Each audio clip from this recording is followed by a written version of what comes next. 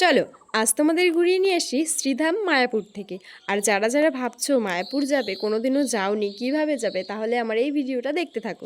প্রথমেই তোমাদের নিজস্ব এলাকা থেকে ট্রেন ধরে সোজা চলে যাবে নবদ্বীপ ধাম স্টেশনে। নবদ্বীপ ধাম স্টেশন থেকে কোনো টোটোওয়ালাকে বললেই হবে যে নবদ্বীপ লঞ্চ ঘাটে যাবে, তারা তোমাদেরকে মাত্র 10 টাকার বিনিময়ে নবদ্বীপ লঞ্চ ঘাটে পৌঁছে দেবে। সেখান থেকে মাত্র 10 টাকার বিনিময়ে টিকিট কেটে তোমাদেরকে চলে আসতে হবে গঙ্গা পার হয়ে এই পারে।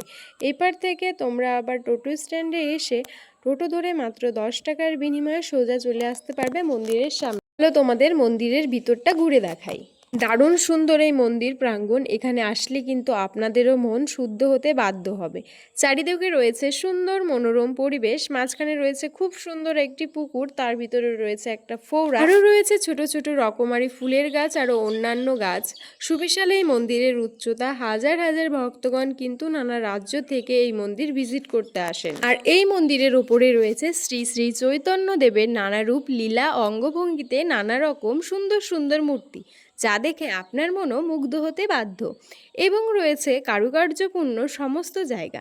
মন্দিরের পরিষ্কার পরিচ্ছন্নতা ও নিরাপত্তা খুবই সুন্দর। আর মন্দিরের ভিতরে রয়েছে সারিবদ্ধভাবে দোকান, যেখান থেকে তোমরা তোমাদের প্রিয় জিনিস কিনতে পারবে। আর মেয়েদের গোপী ড্রেসও এখানে রয়েছে। মন্দিরের ভিতরেই রয়েছে ভক্তদের কীর্তনাসর করার জন্য সুন্দর একটি জায়গা। মন্দিরের ভিতরে আরও অনেক কিছুই রয়েছে যেটা ভিডিও করা হয়নি, তো তোমরা যদি আসতে চাও অবশ্যই এসো। তো আজকের মতো রাধে রাধে।